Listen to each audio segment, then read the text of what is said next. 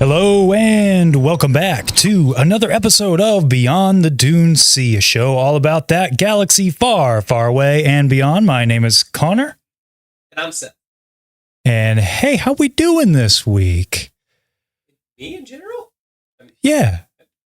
New year, new me, right? Yeah, new year, new me. Hey, you want to see something impressive? Check this out. We even took down the Christmas decorations on time. We didn't wait till like February. Isn't that amazing? Look at that. Hey, just want up at your house? That maybe. I don't know. I'm not revealing anything. I just talk about the set. Well, we're in Port Borgo. We're in Port Borgo. Yeah. Oh. I'm always in shambles, chat. Thanks for the heads up. Seth was muted. Could you not hear me? Nope, couldn't hear again. Him. I did it on purpose because I didn't want to hear him hating any of this week. It's just, my goodness. It's just he's always hating. So there he goes. Can you hear me now? There you go. How about now? My bad. I muted him to test our mic settings and I forgot to unmute him. So there we go. 2 weeks in a row, I messed up Seth's mic. So totally not on purpose. See, Duel the Cates has the right idea. Seth, are you silent or were you silenced? I think a little of column A, a little of column B. Yep. Yeah. Great point. Great point. So, hey, we got another episode of Skeleton Crew to talk about. Yes. The one about having no friends. It's not no friends. It's zero friends. Zero friends. I think that's important. That sounds like a distinction without a difference. I think so.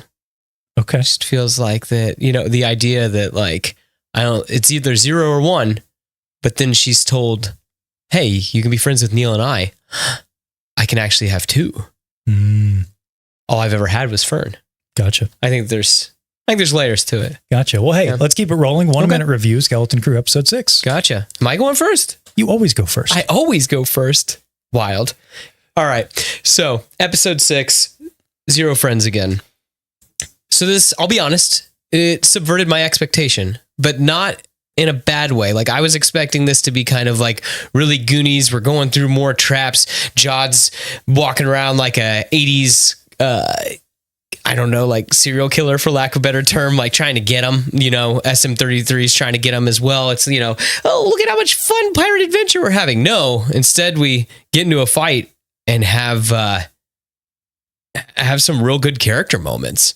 And I'll be honest, my mind was kind of blown at parts of this. And we'll get into that later. So it subverted my expectation, but not in a bad way because the acting was so good. And I thought that it made sense for the way that it took it. It just didn't go the way I thought it was going to go. Gotcha. So overall, not my favorite episode, but still like made me feel things, Konnor. It made me feel things. Gotcha. Yeah. Gotcha. Well, for me, 1 minute review, I would say that I'm in a very similar boat as you. I was expecting the story to go in a much different direction. And I think as has been common with the show so far, I think that the main beats have been predictable. Like, we could kind of call that they were going to get off this planet, make it to the Onyx Cinder, all this stuff. Like we even said, we're going to see where that trap door led, last week. But it's how we get there. How we get to those point A to point B, the journey, if you will, that I found very endearing and surprising so far in this show. And this was no exception and took us in a very different direction than I expected. I kind of thought that we would get to the ship quick, as something like you were saying, where maybe Jod and the kids, are kind of having an adversarial sort of relationship right away. Rather like Jod's an antagonistic force is more what I mean. But no, we got some really endearing character moments. We got some really interesting action set pieces and a really awesome reveal to tie it all off. I think that it could be easy to call an episode like this filler, but I would caution, especially the anybody at home who might think that way. And no, this had some real movement on the characters, even if the plot didn't move, it inched while the characters moved a mile. You know what I mean? So that's, I really liked it. Same thing. Not my favorite, but really liked it. You know what this show is? I'll say to the top, this show's Bad Batch. Yeah. It's doing the same things Bad Batch did. And gosh darn it, I'm happy that live action is doing that. Yeah. Because Bad Batch made you care about everybody. And so when things happen to your characters, you care about them. And you'd hate to see anything bad happen to them. Mm-hmm. And Bad Batch took the time to make you get to know every member of the batch. Now we've gotten to know every member of the skeleton crew. Now we care even more. Yeah. Yeah. Exactly. And I think that even as opposed to Bad Batch, we are getting to know. I think Bad Batch did an excellent job of letting us get to know everybody, but sometimes faltered on the plot progression. So next episode will be the key, because this is the moment in every show so far that the pacing has fallen off a cliff. Ahsoka, exact same way. We get to Peridia, boom, which is in episode 6. I'm okay with I like where we're headed right now. It's just, given my past hurt, I have to be cautious. What I'm nervous about, next week's Jod's episode. So we've heard, yes. So hopefully it doesn't derail everything, right? I know. Because I feel like that's been one of the big mysteries of the show. Everything kind of hinges on that. Yeah. At least with him. Yeah. Everyone's curious about this backstory. Who is he? Where does he come from? Yeah. Is he a Boken Jedi? Right. Is he a Sith? Yeah. Yeah. I think that we are in a critical point in this show where things could either fall apart or they could really land it. So like in Ahsoka's case, God, it had an excellent, just like that. Mm-hmm. But then kind of plateaued. The great moments still, but didn't really keep that momentum. Bad Batch, exact same way. Whoosh, but then plateaued. I mean, a little spike at the end, but kind of plateaued. But I think that this show has shown that I don't think it's going to go the way the other ones have. I'm hoping so. Yes. Because the tiny details and stuff. Like I went back and watched all of the episodes, like just kind of fast forward through them and just really paid attention to KB. She's always pointing out about her servos and stuff like that. She's not saying it outright, but she's saying like, hey, the moon's really cold. Hey, I don't want to be around the steam. Hey, like, and then also how it was brought up in the 2 episodes ago with SM33 telling them, hey, you could fight to be the captain. Then that becomes a plot point later on. I think that they've thought through this show too much to let it just fall apart. I agree. I have a lot of hope. I have a lot of hope. It's just like I said, those wounds, they run deep. Oh, so I want them all to be good. Yeah. I just feel like that this has shown way less cracks in the armor than what the other shows have shown so far. I agree. Mm-hmm. Yes, I agree. Hey, real quick from the chat there, I see our friend Albo became a member. Thanks so much, Albo. Appreciate you. Thank glad you. To become a member. This is where the fun begins. Yes, this is where the fun begins. Welcome aboard. Really appreciate you. Checking up with you, the rest of you guys. Duel the Kates. Each episode feels like it has a message. Let me start that again. Each episode feels like it has a message, like an after-school special, without feeling like an after-school special. Yeah, I agree. Well, I don't think that an after-school special is necessarily a bad thing, right? Like, I loved that 80s one, the like cartoon super mix-up thing where it's like, I don't know, like the Muppet Babies and Michelangelo from the Ninja Turtles and Alvin and the Chipmunks are all telling me not to do drugs.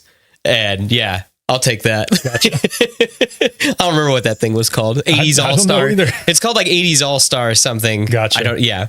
Anyway. And from Cole, we've got love from Scotland, lads. Geez, your treasure. Thank you. We're the treasure. Appreciate you. Thank you. Baronessa, it is the choice of the clothing. Han always goes first. Yeah, talking about see, that's why you always give your 1-minute review first. Han does shoot first. Yeah. And real quick from Michael, it's all my fault because of Seth's mic. I have no comment.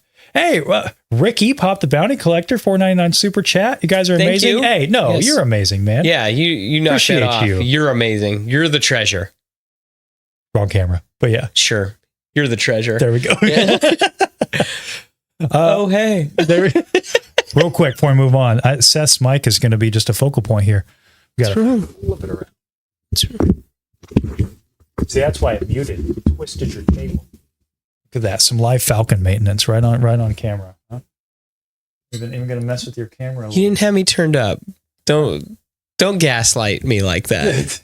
There we go. That's what he does, guys. There he is. This is what he does. This is not.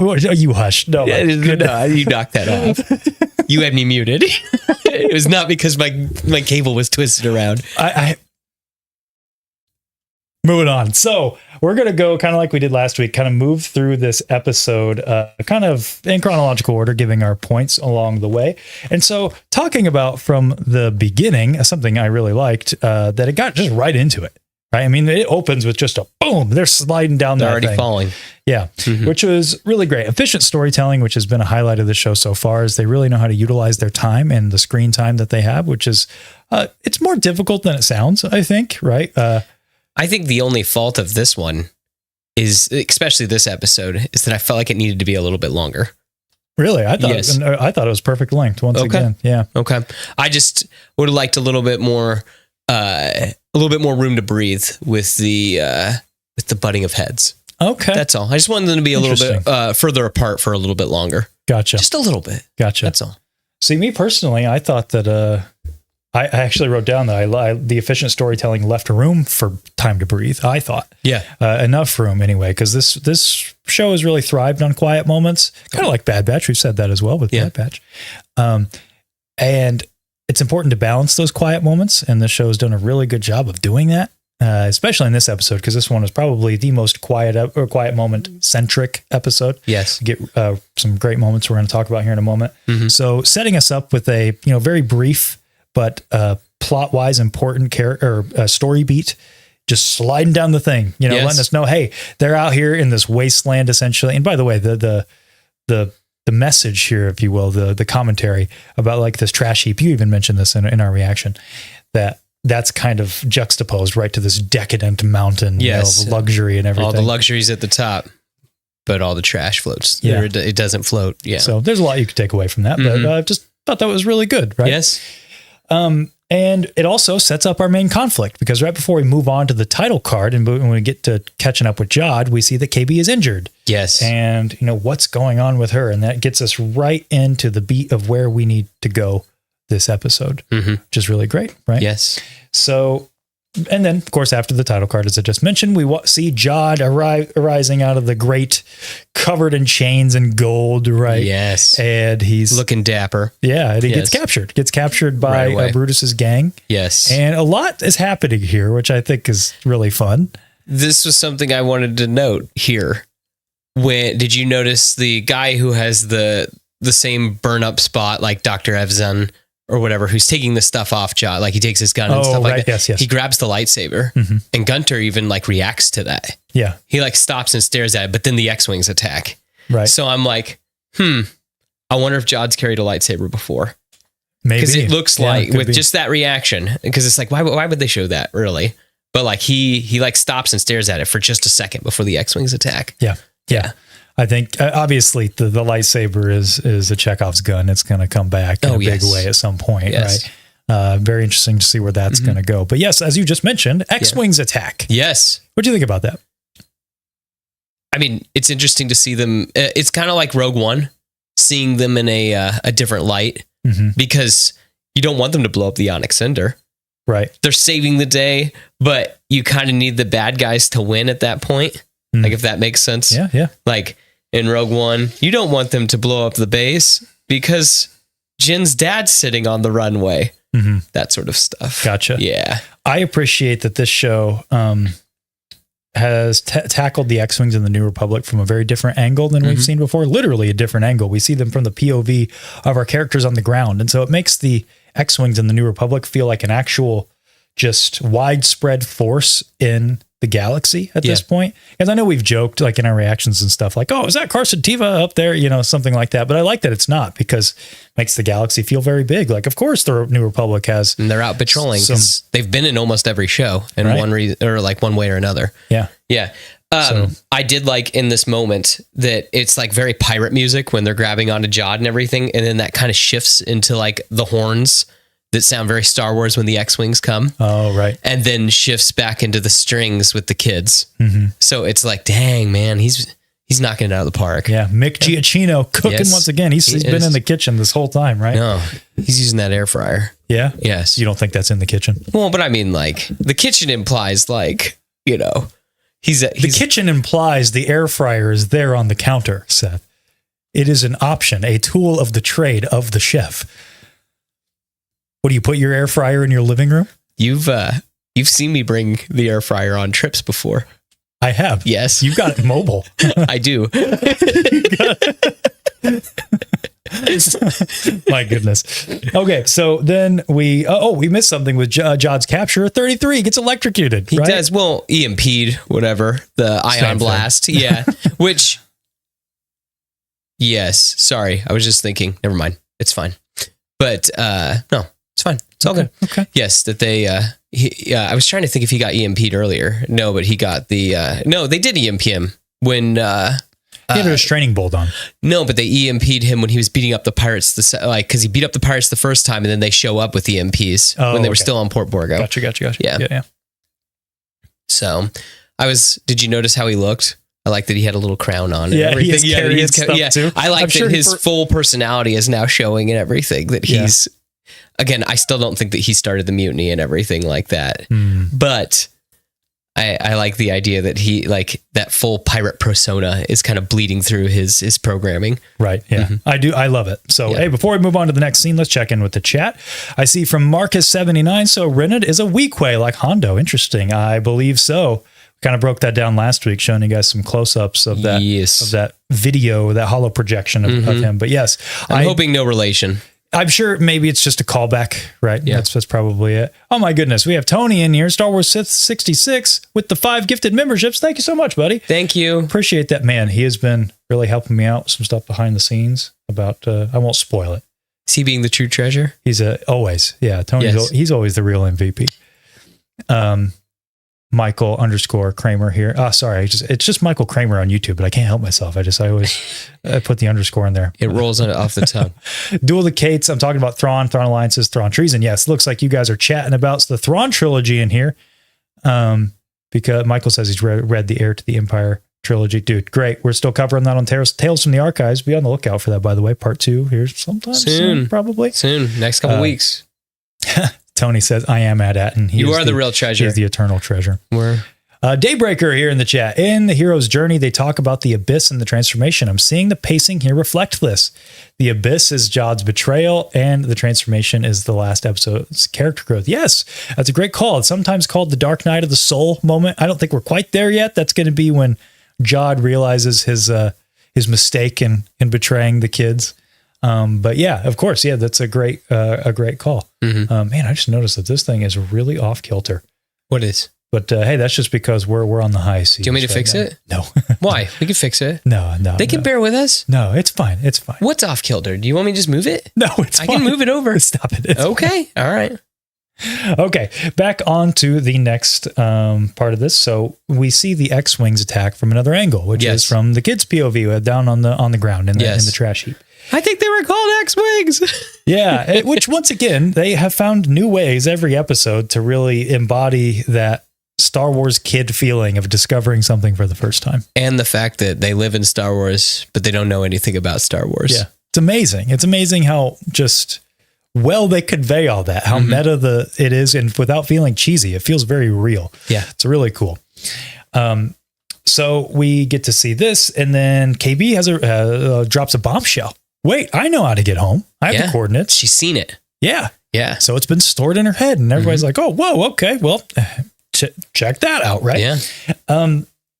And I love that right away. So KB and Fern fight because Fern has it in her head.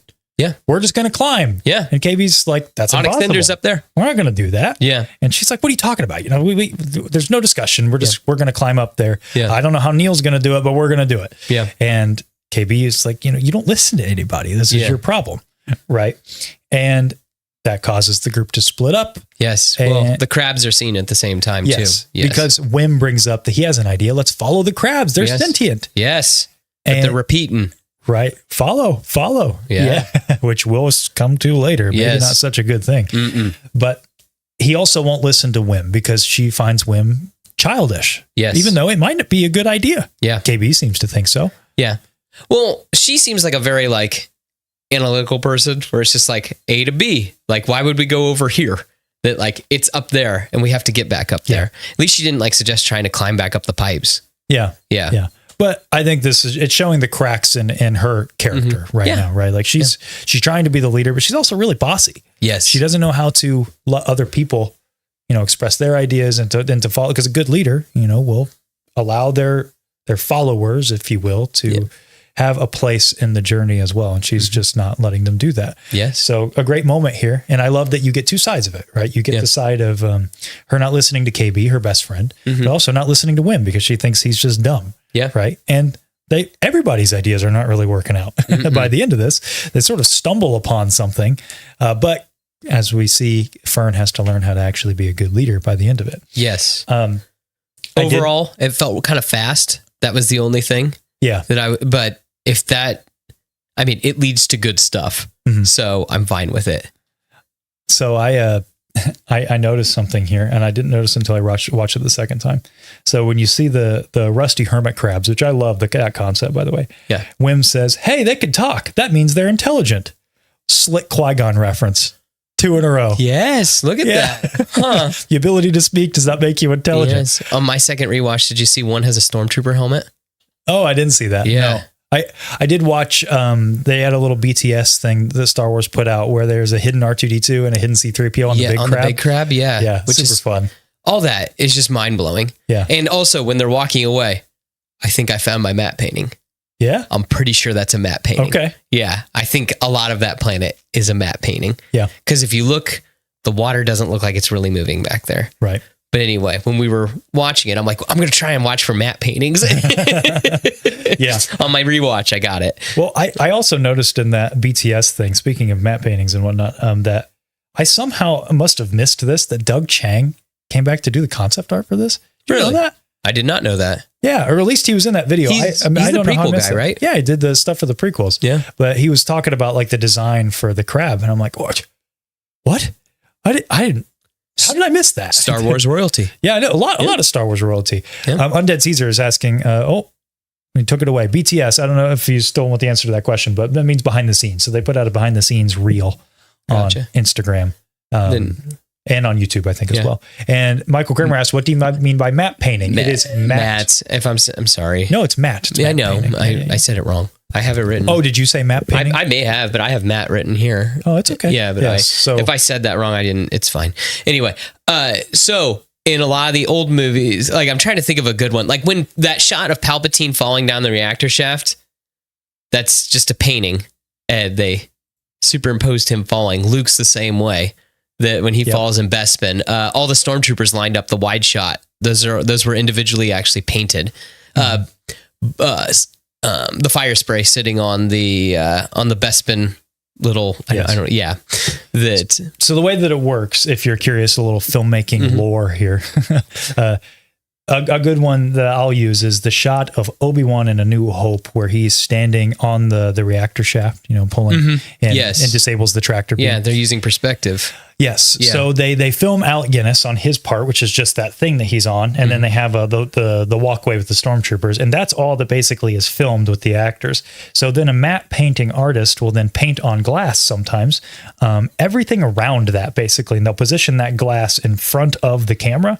And so paint down the background. And so that's how you get really great perspective. And it creates a very seamless look with your original footage. Another good example, and I guess that the Emperor arriving on the second Death Star. Like there was only a couple stormtroopers, and then the Vader and the guards and the Emperor walking, and then they painted in all the rest of the guys. Yeah. And so sometimes that's done by using a foreground matte painting like I just described, or it's done by creating a large matte painting that is put actually behind your subject, and that's creating like a background essentially. So that's kind of, if you were curious, if you didn't know what a matte painting was, that's the gist of it. You can find some really great stuff. Yes, there you go, right there.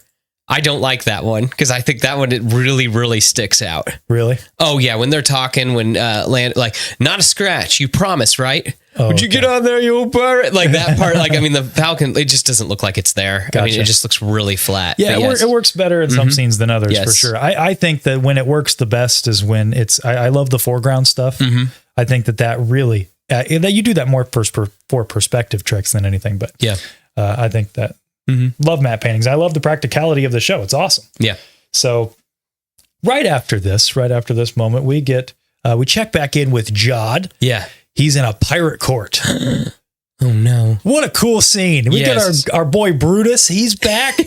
And I say it every time, but that is an A+ Star Wars character. I love the design, the sound for this guy. He's so practical. So cool. I can't get enough of this guy. I can't wait to see where he goes. I'm happy Gunter lived. Yeah. Yeah. I was afraid that he got covered by acid. And yeah. I kind of like how much he's hamming it up. Yeah. It's fun. Mm-hmm. Yeah. So we're in with Jod in the pirate court, and you find out that basically he's sentenced to death by airlock or walking the plank, which again, another A+. Well, it's like saying bilge rats. Didn't they say that earlier in the episode? Yeah.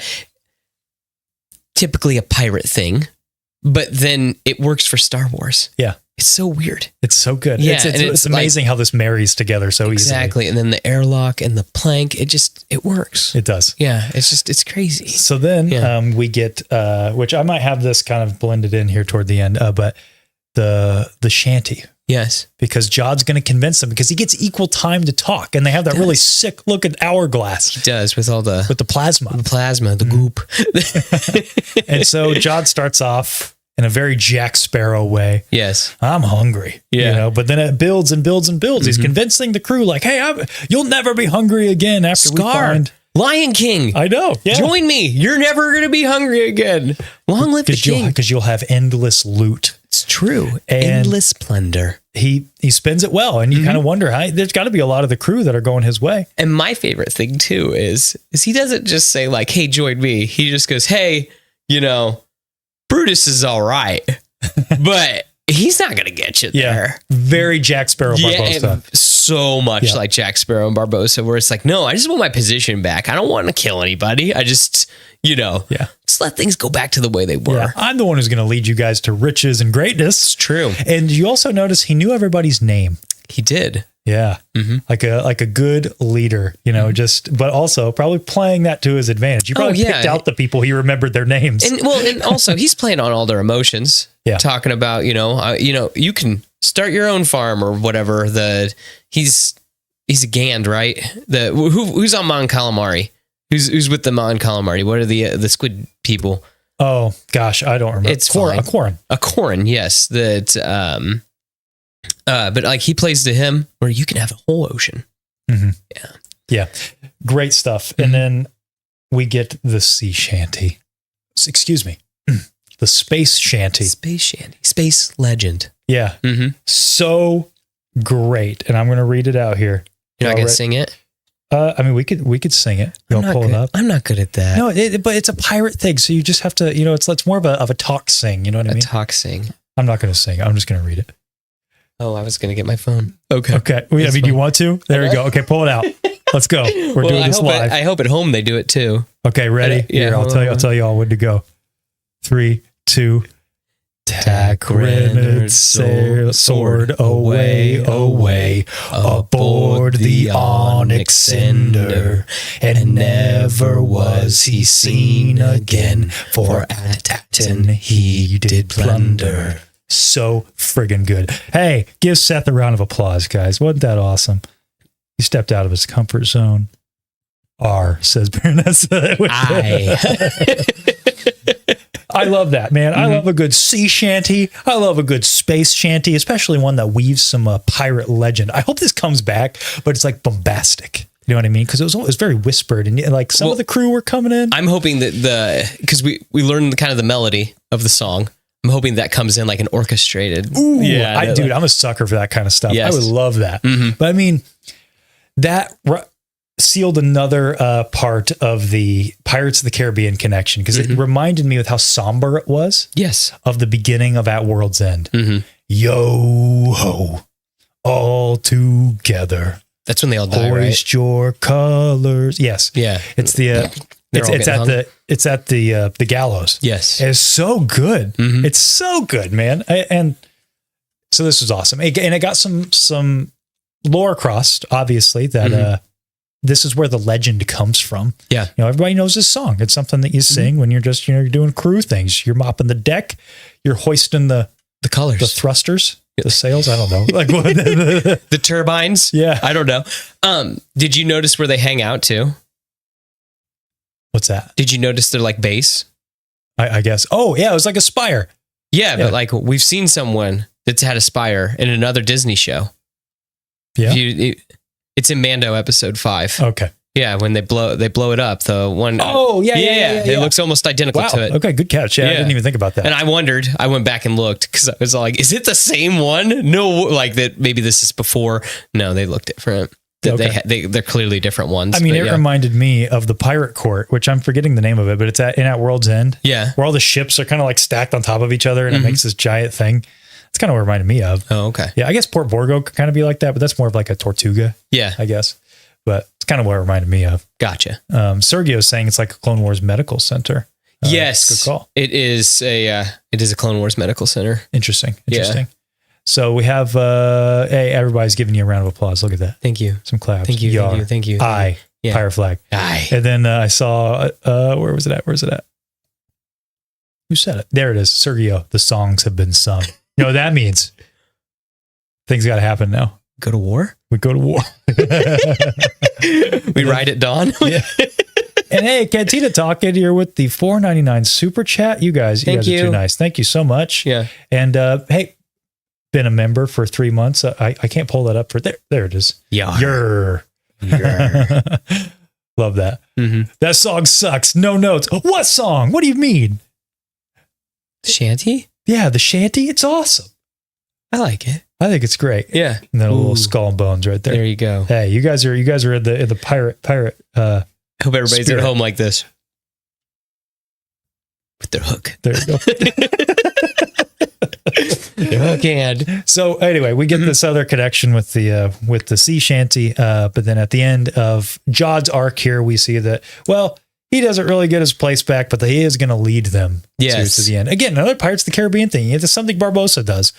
Like, yeah, okay, Jack, we're going to use you to our own ends, but you're still not going to be captain. No. And I'm kind of curious too. You know, he's going to escape and everything. Yeah. Yeah. And so stop blowing holes in my ship. Exactly. Well, I'm just thinking, I'm thinking too, it's like, is Jack on our side at the moment? Right. That's what's fun, you know, because I think that obviously this is all going to lead to them both arriving on Adat and probably at the same time. Yeah. The pirates and the kids. And yeah, John's going to jump over. He's going to pull a Jack Sparrow where he grabs the rope and kicks the thing and whoosh, right onto the Onyx Cinder. Dude, in space, that'd be sick. He can airwalk. I guess they showed in the beginning that they can do that. They did. They did a little bit of foreshadow. That could be another thing that we go back and be like, hey, they were teasing. Yeah. So, hey, loved it. Loved the space shanty. We were just talking about that the last couple episodes that we needed some sea shanties. Yes. Because the SM-33 had that great line. You can't play one on a harp. Yeah, what? You can't play a sea shanty on a harp? No. Yeah. It's awesome. Man. La Rascasse. He doesn't like the pirate shanty. What don't you like about it? I think it's awesome. It's pretty cool. I do. I hope, like what Seth says, we get more verse to it. Yes. Gabby about book says, I feel like we need to go beyond to the Caribbean. I don't know. You think we should do that? Maybe sometime. Maybe. I don't know. I don't know. I don't like. Yeah, I like to wear shorts. I don't know if they could see that at home, but I don't like getting really, really hot. Yeah, right. Yeah, exactly. That like the sun beating down and like, I don't know. Am I built for a boat? We'll find out. I don't know. Or maybe. I don't know. I don't know. Something Yeah. like Maybe someday. Maybe someday. So, love the pirate Fritz from Ms. Honey. Hey, thanks. Appreciate it. Thank you. Like we always say, win in Port Borgo. Yes. Albo says, Skeleton Crew got me hooked. I'm so glad to hear that. Django says, do you think Rennet is dead at this point? Do we know the life expectancy of a Weequay? He's definitely can't be around unless there's some sort of like singularity stuff going on with the supervisor. That's the only thing. Yeah. And isn't Jod wearing his jacket? Maybe. I know that's, I thought that was his body. Yeah. Because Wim had his hat on. Yeah. So I thought that Jod like has his knife too. He could have changed He's clothes. in a skeleton. Maybe. I think he's dead. Yeah, for sure. Yeah. Too much sand. Is that the problem with the Caribbean? Maybe. Well, I guess we'll just have to stay on the ship. You ever messed? Should we ever go? You ever messed around with an undertow? Yeah, actually, it's scary. I know. I don't like it. It's one of my a formidable memory. Gotcha. From when I was a kid, was doing some. I used to be into kneeboarding. Yeah. And one time, get you, just got caught in the undertow. It's not fun. Yeah. Yeah. Similar concept or similar story. Appreciate Duel of the Kates here. Michael Kramer says, what did I miss? I had to step out of the room. And Duel of the Kates says, you missed out on Shanty discourse. Very important part of the show. Thank you. Thank you, Duel of the Kates, for getting Michael up to speed. So, okay. The next bit that we got to talk about is, of course, the big moment from the show, brain surgery. Yes. On the beach. Yes. In the snow, kind of. Yeah. Yes. On the beach. I guess my mind's still in the Caribbean. Yeah, but exactly. Yeah, the wasteland. Wasteland. Yeah, it's... So the acting in this episode is cranked up to 100. Because I'll tell you what, when he turns around and she's just sitting there, like, that legitimately made my heart drop.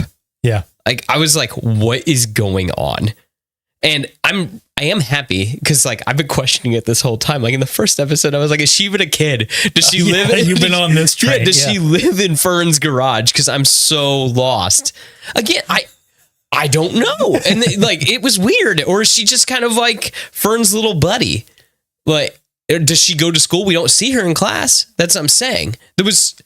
I'm happy now. We got kind of the story a little bit. There was an accident, and then now she's enhanced. Right. Like Lobot.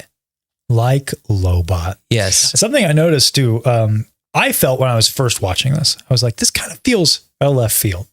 That this whole like drama between KB and everybody else. But then I went back and watched some stuff too, and it's not out of left field. And I don't know if this is intentional. If it is, it's genius. But the show kind of ignores KB too. She does have, like what you were saying, moments. She mentions like, hey, I don't want to go down there. It's going to get my stuff wet. Yeah. And like, well, it's funny because Fern tries to. She goes, what? Are you afraid about the steam? And she's like, no, it's just weird. Yeah. Because I don't think that she wants to get singled out. Right. Yeah. But they do ignore her like suggestions. Yes. Right. Which is crazy to me. And here's where I wonder if it was intentional. If the show intentionally sort of sidelines KB to give you this moment where you're like, oh, shoot, we did kind of forget about you. Yeah. That's crazy. Like we should have paid a little more attention to the fact that you have all these augmentations. You're going down into a steam room. Yes. You're out on a cold moon. Yeah. Yeah. And they're zipping around in the speeder on the first episode. Right. Yeah. Yeah. So just, again, if that's intentional, hats off, because that's some great writing. And also during this scene, how like her voice pattern is slowly getting slower. Yes. And slower. And she's even getting to the point where she's even like, she's like missing the filler words when she's talking. Right. Yeah. That it's just like, burn it, fill it. Like, yeah, really slow. Things are, things are turning off. Like, oh my gosh. Like, again, I never thought that we would get a scene like this. Like, because well, okay, I'm going to kind of go to the end here. Do you have more to talk about here? Talk about it. I have something about the end of this scene. Go ahead. Yeah. Go ahead. Okay. So she says this line, and I sat and thought about this for a long time, that like, cause I thought it seemed out of left field I didn't even notice it the first watch. On the second one, I was like, what does that mean? And I even paused it and I talked to my wife for a while about like, what do you think this means? Cause she says, you probably never thought it would be more, you probably thought it would be more exciting to save someone's life. Talking to Wim. All Wim has looked at is Star Wars. That like, oh, we're going to the castle. We're going to save the princess and everything. And then it's like, no, even in those quiet moments, you can save somebody. It doesn't have to be with a lightsaber like he did in the episode before. Man, like so good.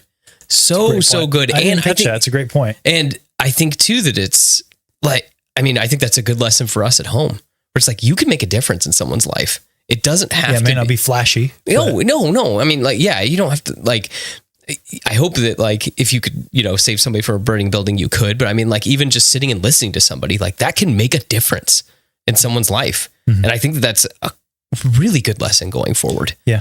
Yeah. Great call. Great call. Yeah. Mm-hmm. She does have that line at the end. Yeah.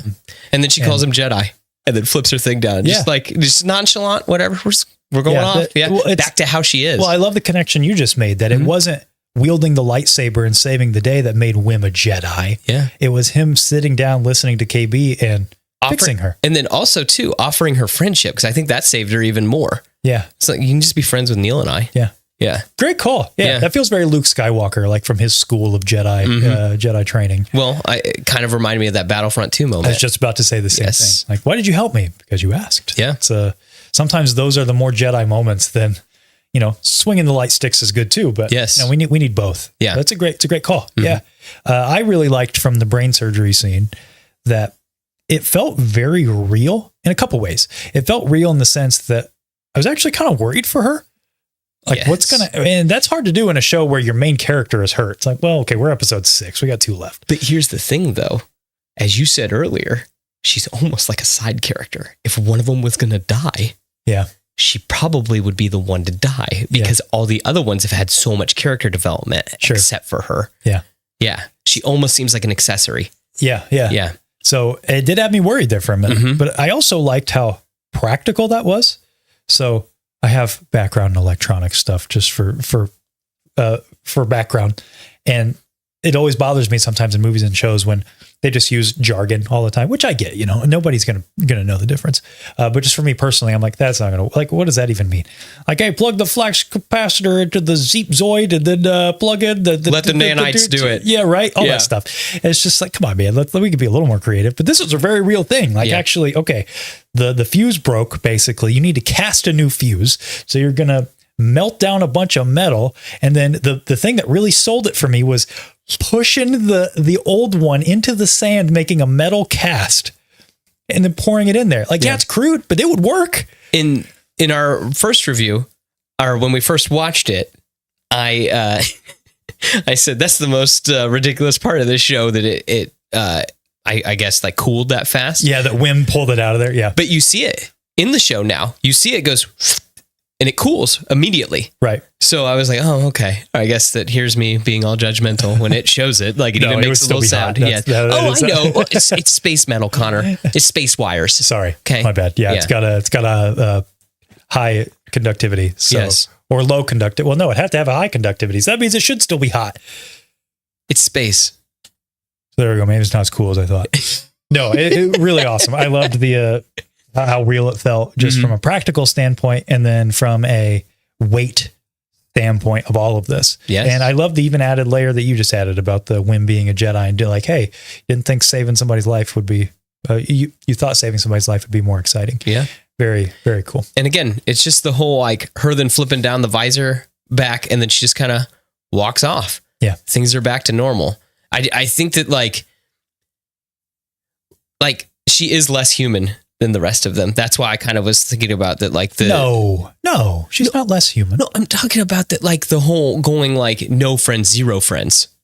That's what I'm saying too, is I think that like she sees everything. I think she sees the world differently. Yeah, but that doesn't make her less human. She's got augmentations. Yes. But because of those augmentations, she sees things differently. Yeah. She like computes things differently and stuff. Look at you now being prejudiced towards her. Oh. See? Is that how I'm hating now? Yeah, I'm just actually being prejudiced. Oh, okay. All right. Sorry. That's the lesson. See, Seth needs to learn what Fern had to learn, to accept her as she is, Seth. Gotcha. She's just as human as the rest of the crew. Gotcha. Okay.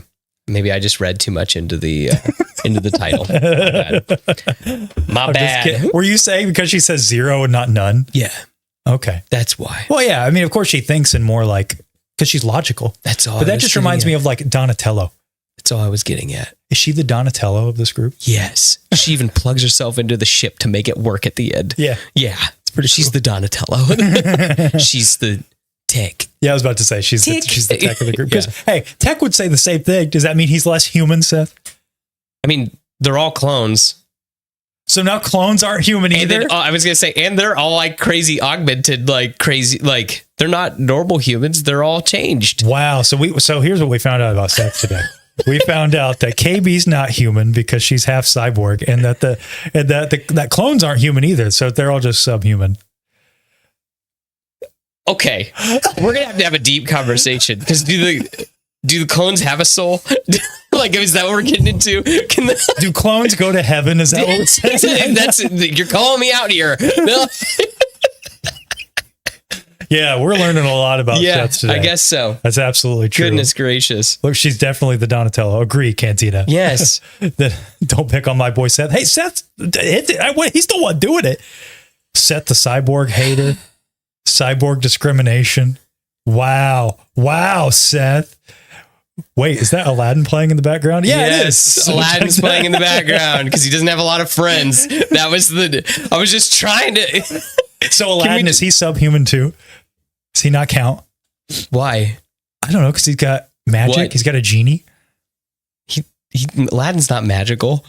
I mean, maybe arguable. He's got like if the genie's kind of like a wand, maybe, right? Like a living wand. You could think about it that way. I guess. But I mean, like, the genie's not even tied to him while he has the wishes because Jafar takes it from him. So, like. Anyway, I think we've embarrassed Seth enough. Let's check in with the chat again here.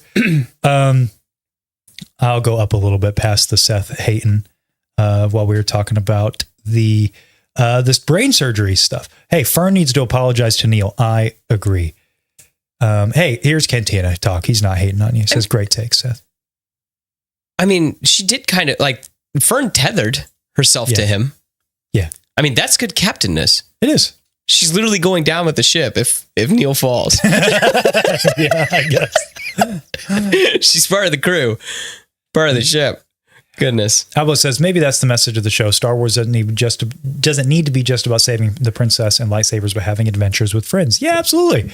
I think that translates very well to like real life and real people. I think that is a good lesson to, hey, go into the backyard, hang out with your friends, play some Star Wars, have your own adventure. Yeah.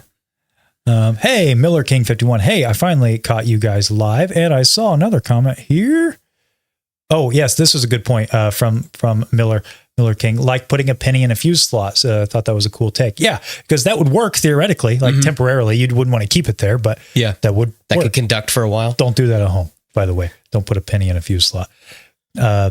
Soldered metal can cool pretty quickly, actually. Yes, depends on how much metal, but it does cool pretty quickly.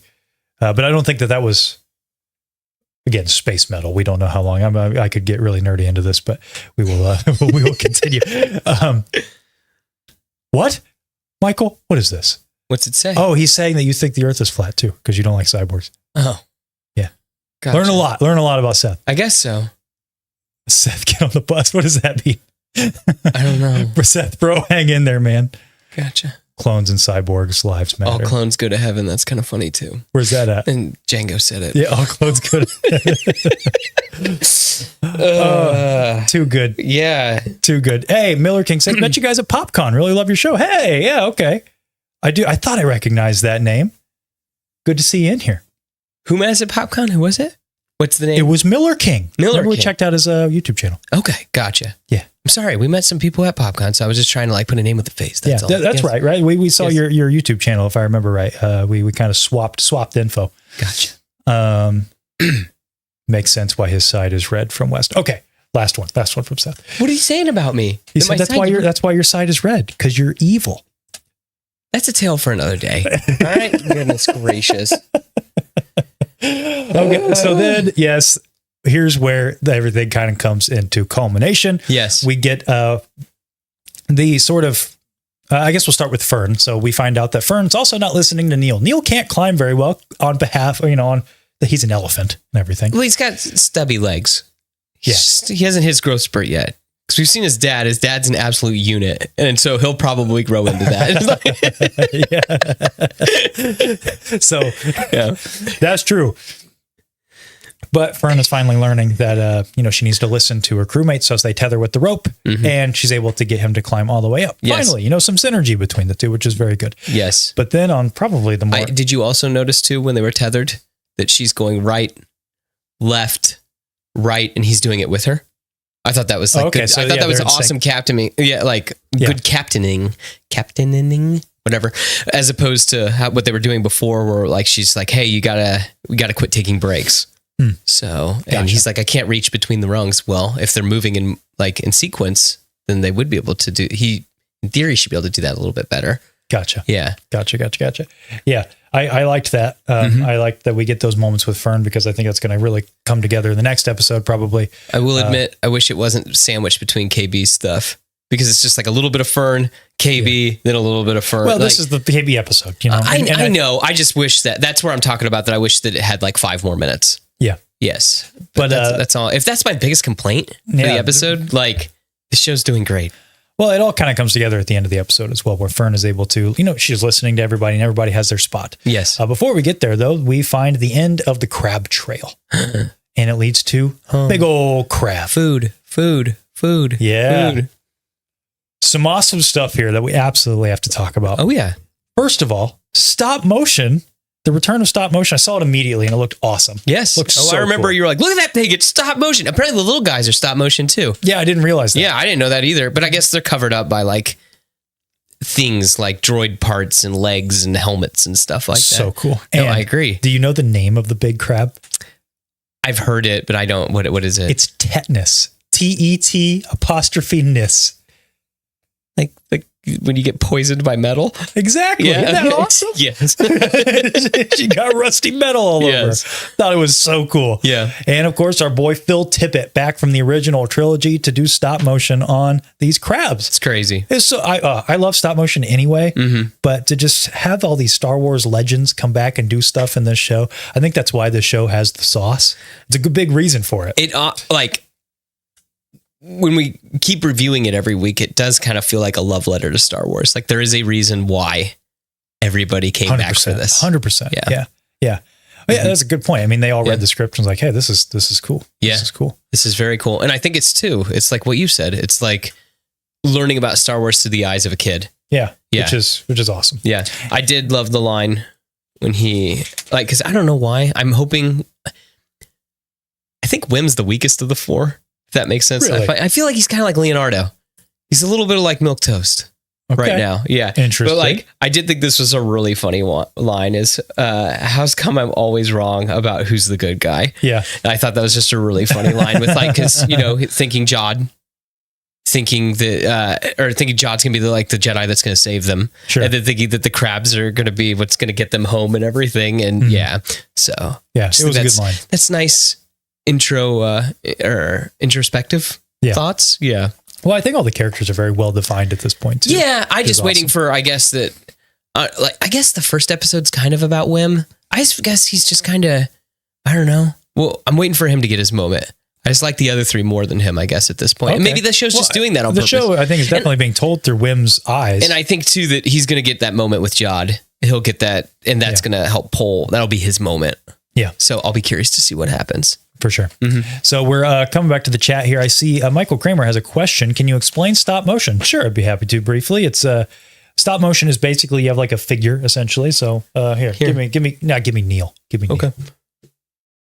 So you have a figure, for lack of a better term. You have a rig that's movable, and you want Wim to walk, or you want Neil to walk. You take a photo. Okay, now you move them a little bit. You take another photo. You move them a little bit. You take a photo. It's basically 24 pictures per second of 24 film, right? pictures per second of film. Yep. That's your frame rate of, And then by the end of it, you get Neil walking around, right? Yep. And how close you put the legs together, that's going to make it more fluid. Yeah. So basically what they did with that crab is they had the crab on their set, however they were compositing it. And he had like green things like all around him. Maybe a puppeteering, something like that, right? And you move a little bit, boom, take an image, boom, boom, boom, take an image, boom, boom, boom. Did you notice the spit in its mouth too? Yeah. I thought that looked so cool. I wonder, there's a great piece of stop motion in, goodness, I'm not remembering the film, but it's... well, I mean, like you could... Nightmare Before Christmas is all stop motion. Yes, that's an entirely stop motion film. Yes. The AT-ATs in the Hoth, the Battle of Hoth. Yeah, so is the Rancor. It's stop motion as well. Yes, a lot of those old creatures, especially the big ones, were stop motion. Yeah. I was going to say a really fun little piece of stop motion tech, if you will, which is fun. So I was watching, it was an older film that had I can't remember the name of it. It was like a door that was morphing. Okay. So it was like claymation, but it had realistic firelight. And so that's one thing with stop motion is your lighting has to be consistent, because if you shoot something, you can't do stop motion outside, for example, because the sun moves. And so it's going to look all over the place. Because it's a bunch of pictures. That's the whole thing. Because you can only move as fast as you can animate the things. You're never going to do that in real time, if you will. Yeah. So it always has to be done under studio conditions and with studio lighting. Well, so how did they get this firelight? I wondered. Well, I think I saw this in a video. Forgive me. I'm forgetting which video I saw it in, but they used a projector. And so because on the film or on the pictures? Yeah. So they used a projector that was simulating firelight, but because you can move a projector one frame at a time, they could move the projector one frame as they took a frame of film, moved it again, and so on and so forth. And that's how you could get realistic firelight. That's cool. Isn't that awesome? That is cool. Just little tidbit. I wish I could remember what film that's from, but yes, actually, that was it. VFX Artist Reacts. It was on one of their videos. Daybreaker coming in clutch. So yeah, and then everybody's calling out Phil Tippett here. Phil Tippett, the stop motion supervisor, just awesome. Is it Jason and the Argonauts where they fight the skeletons? That's also stop motion. Yes. Yeah. Skeleton stop motion is really interesting. Sometimes it looks really wonky, but other times it can look really cool. Yeah. Miller King says, I really like how they always show us the view from the angle that the kids are looking at everything. Yes, absolutely. It's awesome. Hey, let's watch the Leo slander, says Daybreaker. Oh, is Leonardo your favorite Ninja Turtle? He's my second least favorite. He's your second least favorite. Yeah. Donatello's always been my least favorite.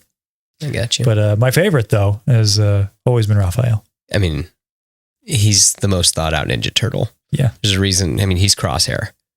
Yeah, I think the reason I like him the most is that first movie, like the one from the 90s. It's his movie. He's the main character. Yeah, yes. For sure. Yeah. So, Cantina Talk says his is Mikey. Mikey's my second favorite. I loved him when I was a kid. Yeah. It depends on the adaptation I'm watching. Yeah. You just don't like cross the board like Michelangelo's your favorite. Yeah. Because I think that Raph is always... He's consistent, I think, at just about everything. Yeah. Leo is pretty consistent in just about everything. Donatello and Michelangelo shift a lot. Donatello's always the tech guy, obviously, but sometimes he's like super techie. And then sometimes almost like he's like a robot. Yeah. And there's other times where he's got a little bit more of a soul, if you will. Oh my gosh. Yeah. So we learned that Donatello also he's not a real turtle. Not a real person. Oh, he's not a real person. Yeah. Do the turtles go to heaven? Yeah, the turtles go to heaven. Okay, final scene. We got the final scene here to talk about. Yes. Pretty neat scene. Fern Gully. Toy Story 3. Well, what happens in this scene?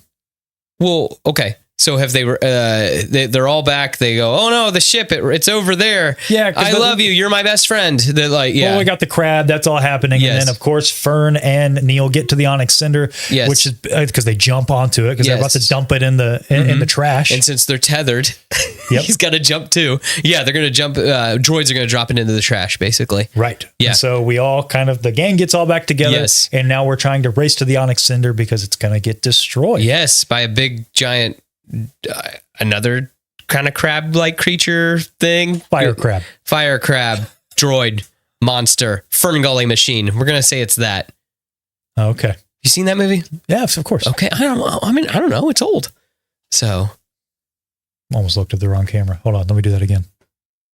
This guy. Gonna Jim from The Office me, huh? Yeah. So yeah. And then also Toy Story 3. Yeah, like it reminded me more of Toy Story 3. Yes. Right? But I did like it. We get down to the Onyx Cinder. It's race against the clock. What's going to happen? Yeah. And we got to hit the red button. We do. What do you think about that red button? Yeah. What's the point of that? Well, I didn't know what it was going to do. What did you think it did before this episode? That's one of those brilliant things about this show. I hadn't thought about it. Because I thought it was just one of those throwaway things that I think will come back. Like Chekhov's gun, 100%. Yeah. But I mean, that happened in the second episode. We haven't even talked about it since then. Yeah. That's what I'm saying, though. Because had you really thought about that button since then? Because of the recap. Yes. Before the recap. Had you thought about it?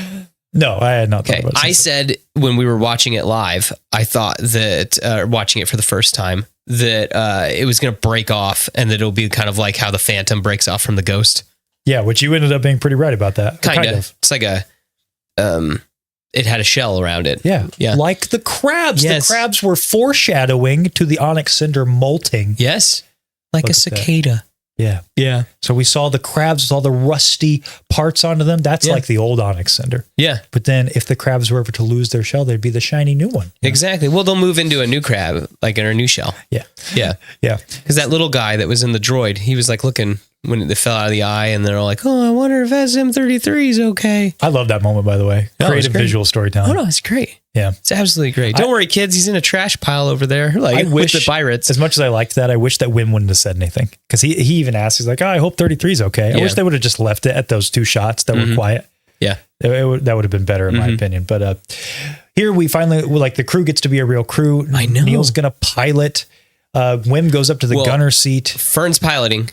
Neil's got the throttle. Okay. Yeah. Fern's the captain. Yeah. And yes. Neil's the Chewbacca. Yes.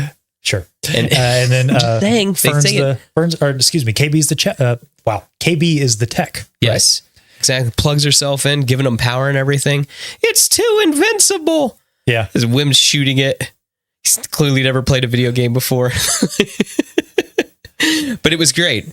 And also, I don't know if it's like the Onyx Cinder shed its skin and then now it's a skeleton of the Onyx Cinder, that's where the name comes from, or skeleton crew because they are a 4-man crew, that I'm sure that the ship could be piloted with more pilots. Probably a little column A, a little column B. Yeah. Yeah. Just thinking about that. It's kind of interesting. Yeah, I do think that's cool. Yeah. I love that new ship though. It's awesome. That's so slick. It looks like Darth Maul's ship mixed with an X-Wing. Yeah, like the Scimitar. Yes. Cantina Talk says, KV is Chewie. No. I said Neil is Chewie. Yes. That's what I said. Because that's the only... KV reminded me of like the Russian guy from Armageddon who's just hitting everything with a wrench. Gotcha. Yeah. Yeah. Well, it kind of reminded me of Galaxy's Edge. Like, you got the tech, right? You got the 2 people in the pilot seat, stuff like that. Yeah. New Onyx Cinder looks a lot like the Wave Rider from Legends of Tomorrow. It kind of does, doesn't it? I didn't make that connection. I only watched season 1 of that. Do you like that show? Second season's really cool. Really? Yeah, because they take a bunch of bad guys from all the other shows. So like Reverse Flash is there, and then, gosh, what, you don't like? I'm sorry. I like Reverse Flash. So stop that. Yeah. No, it's not that. Yeah. It's not like the CW. Who's the bad guy? Who's the evil archer?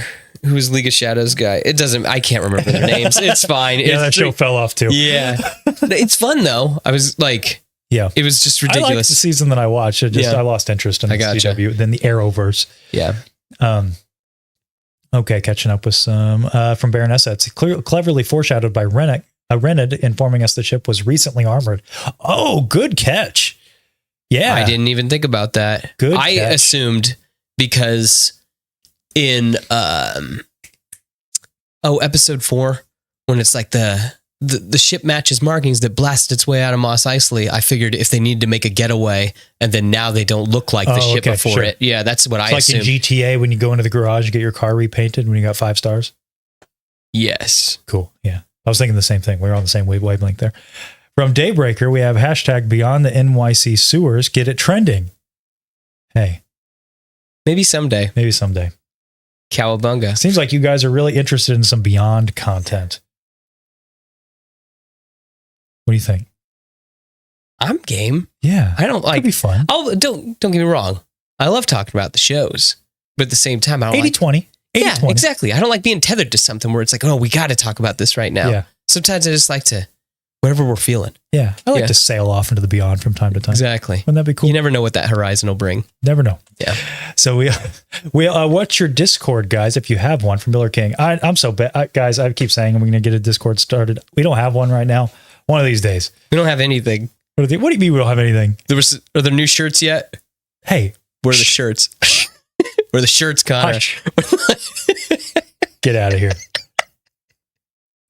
Did you also notice too that when they take off, how shaky it is?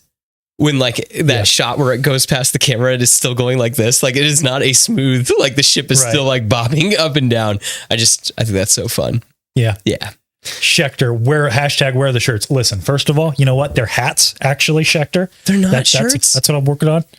What do you mean? Anybody can wear a shirt. Anybody can wear a hat. Not everybody wears a hat. Anybody can wear a hat. You need to stop it. Gosh.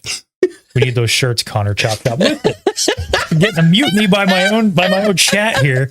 It is the pirate show. Goodness. Walk the plank. It's your fault you mentioned it.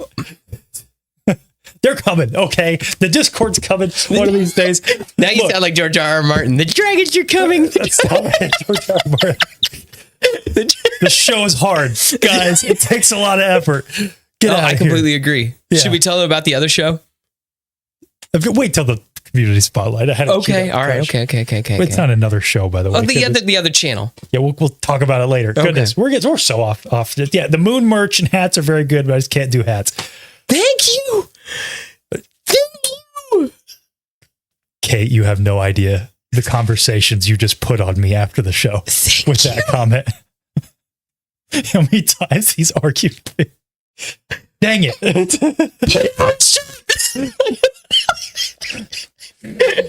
Great. Oh my gosh, Baronessa Konnor shirt hater. No, listen, they take a long... People, the designs are done. They just take a long time to get the listings done, okay? I'm getting there.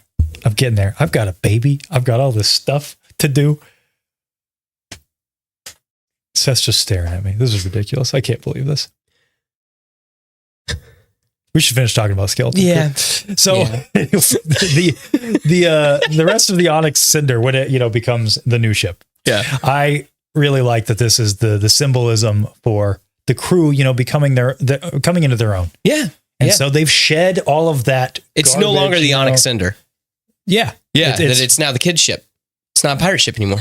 I mean, it's still a pirate ship. but I get what you're saying. Yes. It's become something new to symbolize the kids finally becoming a crew and understanding one another. Yeah. Which is great. I love like I said, the symbolism for all this stuff is just, it's great. It's thought out. That's why I have confidence they're going to stick this landing. I think so too. I think they're going to stick the landing as well. The last thing I wanted to mention before we can pivot to the community section is why it's so important, I think, for us to have these big character moments. Because, and I wanted to contrast it with Bad Batch. We kind of did a little bit of this in the beginning, so I won't linger on it too long. But in Bad Batch, I didn't know that you wanted to talk about Bad Batch. That's kind of wild. Okay. That's okay. I didn't have a fun fact. We didn't have a whole lot of time to compare nukes. That's just peeling back the whole curtain. Gosh, leave a little bit of room here. Sorry. Go for the imagination, Seth. Gosh. Sorry. Well, I feel bad now. You should. I do. You should. I do. I didn't realize that you wanted to talk about Bad Batch, and I wouldn't have brought it up. Well, that's why I was seamlessly making the transition. Yeah. Here I'm looking. Here's just showing the people at home how the sausage is made. Look at that. Stop it. Playing it up there with your sad face playing with your action figures. And so what about Bad Batch? All I wanted to say is the kid Bad Batch, especially the final season. Well, I don't know, all 3 seasons. We've had these moments where sometimes we get these episodes that are just about character growth and they have no movement at all. But they are important because we need to know our new characters. We need to know our ensemble cast, especially when it's an ensemble cast, because when it's just one character, right, they can kind of move into their own over time, over the course of the season, because it's just one character. But when you have an ensemble cast, man, got a lot to squeeze if you're not dedicating some time. And the show is doing a really great job of dedicating time. The reason I bring up Bad Batch is because, like I said, I think Bad Batch does a similar thing with a similar sized cast. However, I think that Bad Batch faltered in not keeping its momentum and not keeping up the big moments in the episodes that were just about character growth. Filler, for lack of a better term, even though I don't think they're filler. And so what I think is really great that happens in this episode is, yes, you get all of this downtime, but you get the big reveal at the end, which is, I think, the big moment here about the Onyx Cinder. And that ties in with the character growth. It's the rebirth. It's the Phoenix, coming out of the ashes. I think that's so effortless. And it's cool too really that impressive. It comes out of a fight, that the kids rise after, splitting apart and then coming back together. Yeah. So I think that's kind of neat. It is. It's awesome. They were able to orchestrate that all into one episode. Yeah. So I just want to mention that. I think it's really cool. And especially in contrast to some where we've had critiques, in Bad Batch, even though we both love that show. Yeah. I think that's something that had a little bit of, it stumbled a little bit from time to time, and being able to balance that. Okay. So check in with the chat one more time before we jump into the community spotlight. We got a really fun one today, by the way, for the artist spotlight from Cantina Talk. Thank you so much. Another $4.99 super chat. You guys are too kind. You didn't need to do that, guys. I appreciate it, but you don't have to do that. We do really appreciate it. Thank you guys so much. Do you think the show will end with the kids having the Cinder and forming their skeleton crew? This is kind of what you were saying in our reaction. So the whole thing is, I just feel like that Ad Atten is going to get changed so much that they can't really go back. if that makes sense. Okay. Yeah, that like perspective's going to get changed. Like it's going to get blown wide open. Gotcha. And so I feel like that home won't really be home. And you kind of said like the Hobbits going back to that's what I was going to say. Yeah, that like Frodo never really went back to the Shire. Yeah. I feel like it's going to be kind of like that. They can't really go back to Ad-Atten. Because they've changed too much. They've changed. And They've grown. Will stay the same. Exactly. Well, hopefully it stays the same. But a bunch of pirates know about it. Yeah. Yeah. Yeah. So that's kind of where I agree. I think that we might end up having the kids. I don't know. I actually don't know. I don't know if they will end up doing that or not. Because they are kids. It's not like Frodo and the Hobbits. They're adults. Yeah. Like maybe this is source for their stories they will tell. You know. So back to some of the merch talk here. I'd like to hear more about these moon merch hats. So Tim, way back, speaking of Bad Batch, during Bad Batch, we were talking about a very important topic, and Seth all of a sudden was just like, "You ever wish the moon was bigger?" And I'm like, "What?" And in the sky, like when you watch Pitch Black, the moon's really big in Pitch Black. Yeah. Yeah, but I just asked. I prefaced it that I did. I go, hey, I'm going to go off topic for a second, but do you ever wish the moon was bigger? And I don't know, guys, do you ever wish that the moon took up more, I don't know, space in the sky so you could really see more of what was going on? So we made some hats that had the Death Star, and it said, "Do you ever wish our moon was bigger?" Yeah, to commemorate such an iconic Seth moment here. Yeah, we need to make another hat. It seems like that says like, "Is KB a real person? Is she human?" Again, I thought she lived in Fern's garage for a long time. Yes, you did. Let's see. Always, Seth always has an ally with me. # no space owls. There you go. Even Jack knew a hat would sweeten the deal with Barbosa. That's true. That's true. Yes, Commodore. Yep. Scrolling through some of these real quick. Sorry, my ad. I like that. Did you see that? Up. What? The Suicide Squad line. So you're saying we're some sort of skeleton crew? Yeah. I love it. Hey, Michael says, "Got to go. Finish the rest of the stream later." Thanks for being here, buddy. Thank you. May the force be with you as well. Yes. And yeah, so Miller King's kind of with you, Seth. Now that the kids have seen the whole world, they won't want to stay. Yeah. Maybe. I'm thinking too, aren't the secret's going to get blown about the parents and stuff like that? Are they going to want to stay at work? Yep. I don't know. Knowing that the galaxy has completely changed? We'll have to wait and see. Yeah. I just don't think that things can't go back to the way they were. There's no way. So, yeah. Great episode this week. Great episode. Yeah, good stuff. I really enjoyed it, and it makes me even more excited to see how we're going to wrap up the next 2 episodes. Will we keep that momentum? Will it come off strong? Will we end strong? We'll stick the landing. Aye. Let's transition there to the community spotlight. Here's some questions from you guys, the homies at home, and the artist spotlight. Take it away with the Falcon. Falcon's always late these days. Look at this. You must feel the force around you. All right, community spotlight time, formerly known as the fan questions segment.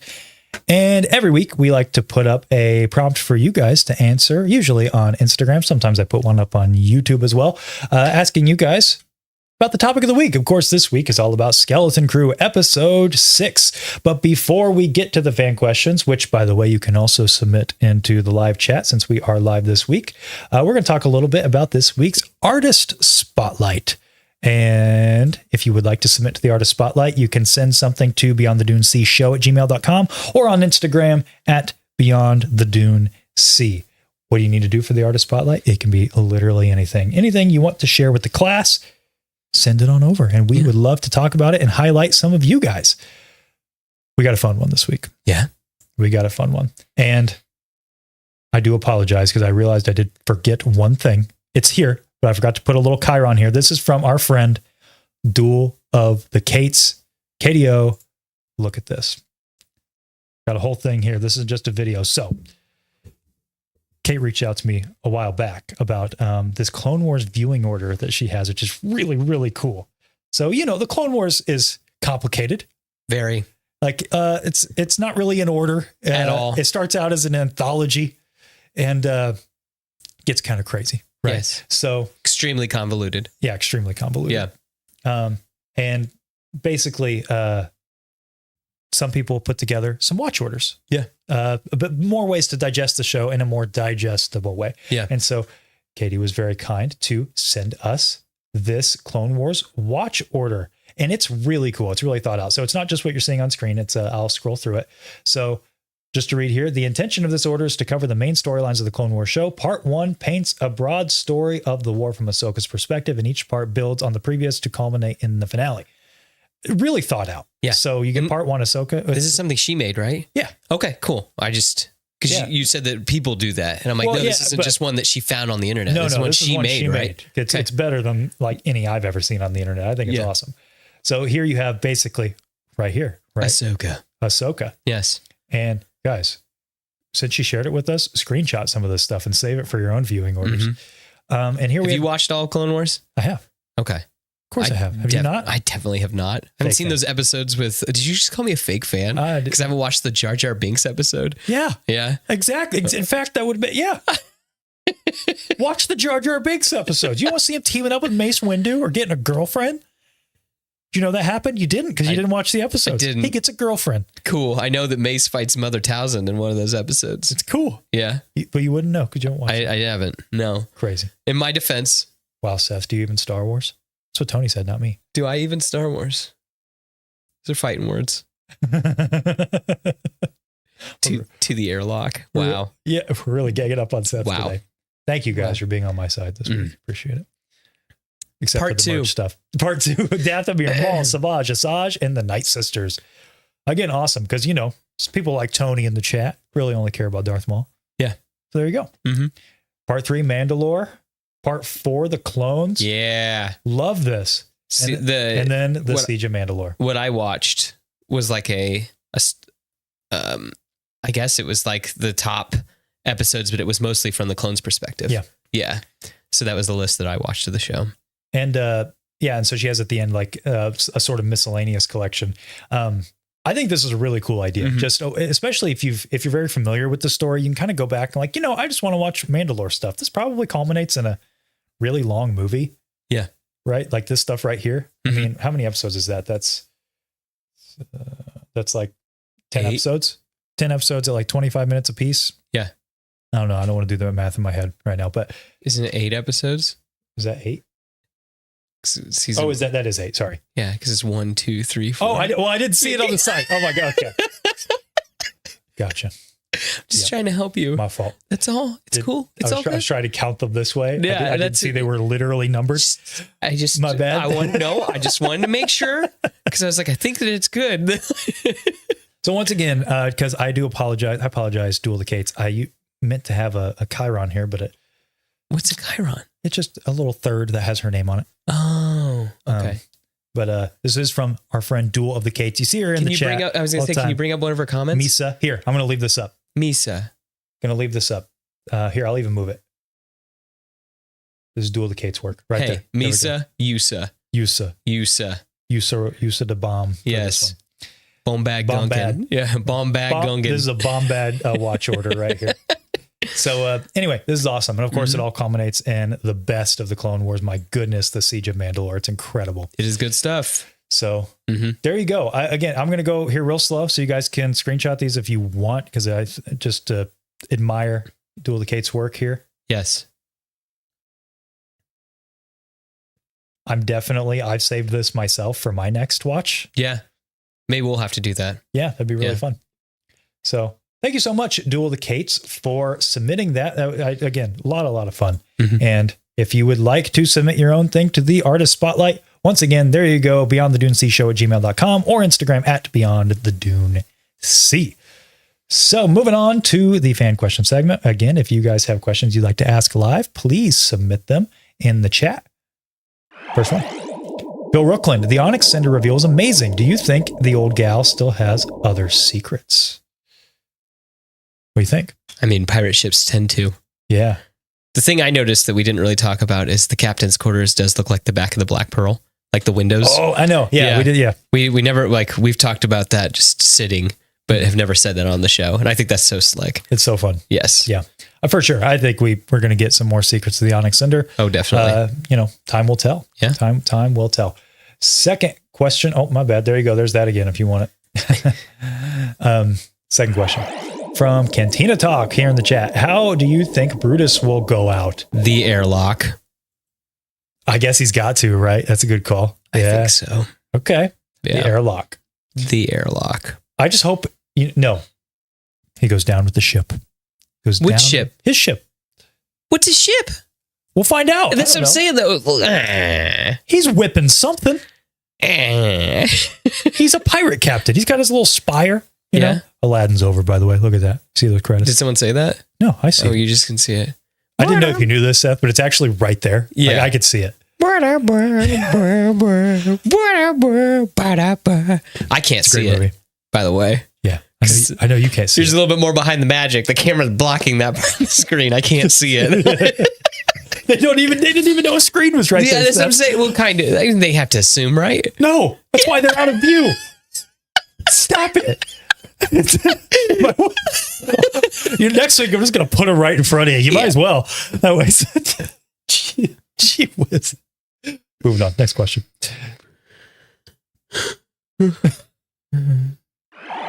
From Darth Christensen 66. Literally nothing happening in this show. I wish they made more like Ahsoka and Mando. Well, I am sorry you feel that way, Darth Christensen. I disagree. I think that... and I think, too, that like we're getting to the galaxy's going to change in these next 2 episodes. Yeah. The status quo has to change. Right. Yeah. Something's going to happen. Well, I mean, things have been happening this whole time, right? No, but I get what he's saying. Maybe he likes the whole like Luke Skywalker getting involved and the Mandalore coming back, like big waves in the galaxy. Sure. Yeah. Yeah, there are big Star Wars moments and small Star Wars moments. Yes. For sure. And this hasn't had a lot of those like. Yeah.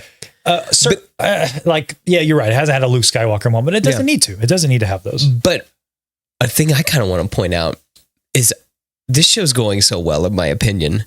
It almost makes me wish that they would have led with something like this rather than just going straight into 7, 8, and 9, because this almost proves that like Star Wars can work without having to be just so like intertwined with other stuff from Star Wars. 100%. Yeah. Yeah. 100%. We're just having fun. I think they did in a way with Mando season 1. They led with something like this. Yes. But they should have kept stuff like that going for sure. I think. And don't get me wrong. I love Mando season 2. I really do. But it does really get tied into everything. Yeah, which is I guess what I was going to say in relation to Darth Christensen's comment was that, I don't want to yuck anyone's yum if you like something and I don't. But in the same way, I don't want to yum your yuck, if you will. Yeah. If you don't like it, that's perfectly okay too. Yeah. But I think that we get both, and that's great, right? Like we do get Mando. We get the Mando seasons 2 with the big Luke Skywalker moments and the Ahsoka stuff and the Mando stuff. That doesn't mean that we can't also get this fun little adventures with Skeleton Crew. All I care about at the end of the day is that it's well made.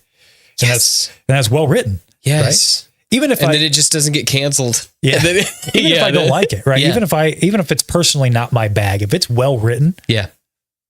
Give it as much of it as you want, and there are going to be people out there who like it. That's why there are some shows that really there's only 2 shows I don't like that they've done and that I wish, but it's because of the writing. It's not because of anything else. Yeah. Right. So, but it's okay. If you don't like it, Darth Christensen, that is perfectly okay. I do see a question here in the chat from West. Will Jod use the lightsaber? I think yes. Yes, I think he'll use it. And then I kind of think Wim will use it. I think he'll get his moment. Yeah. I think definitely he will use it, especially since Gunter had the look at it. Yeah. Yeah. Yeah. And then, all right, I'll answer this one from Daybreaker. Here's my question. Marvel Rivals. Have you been playing it? I have played 2 games. I won 1 and I lost 1. Okay.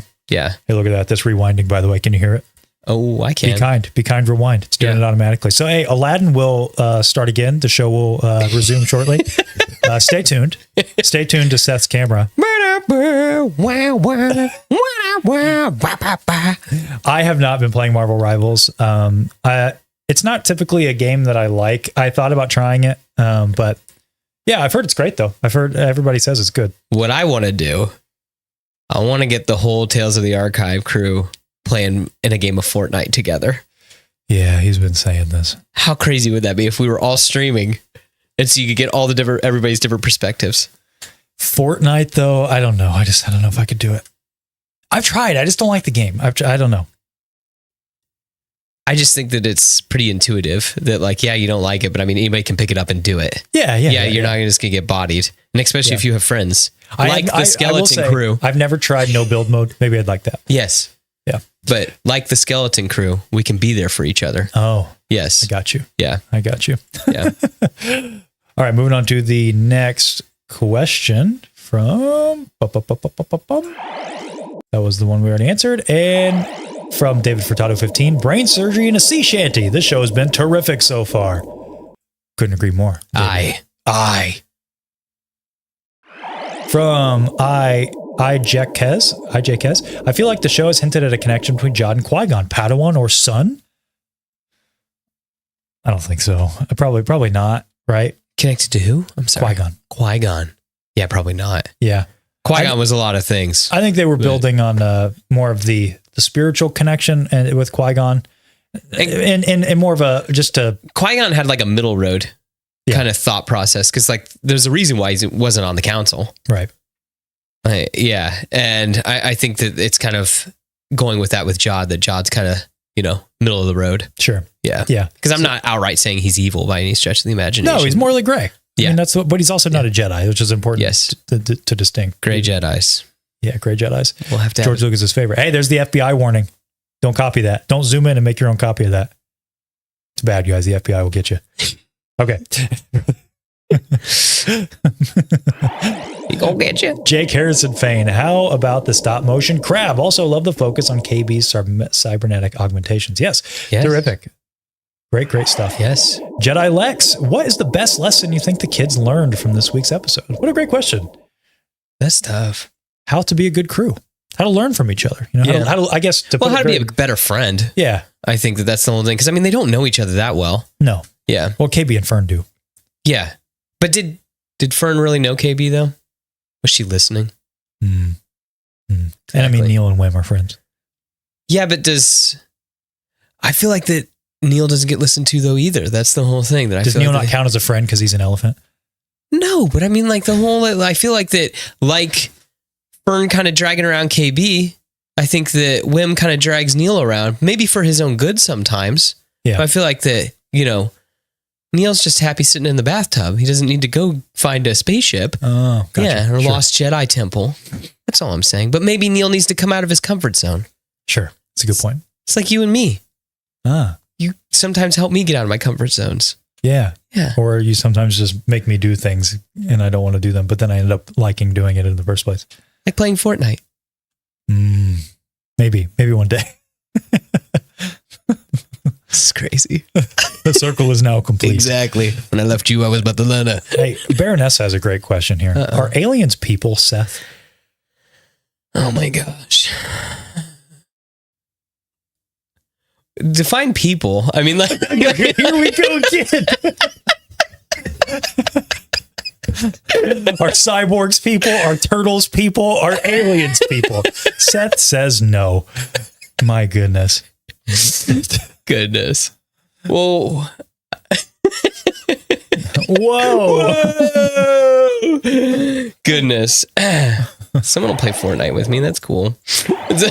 Katie Soros directs, which of the 4 kids were you most like as a child? Another great question. Wim. Yeah? Oh, yes. I'm still like Wim. I'm a moron. That is a fact. They don't see, they're talking about the, I've been spilling too much of the behind the scenes magic. Nah, I'm a moron. So Stop it. You are not a moron. But he's sitting there, doodling in class. I did too much of that.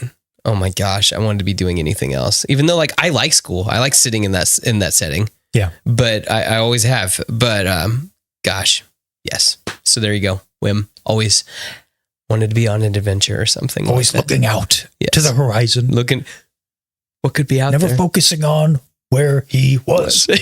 Yes. What he was doing. I needed a Yoda. Yeah. Yeah. Adventure. Excitement. A Jedi craves not these things. Me personally, I would probably say that a little bit of both, or excuse me, a little bit of all. Yeah. Like a lot of whim for sure. I mean, a lot of that, like making Sith temples. We were edgy, so not Jedi temples. Out in the woods. We all had that, dude. Yeah, dude.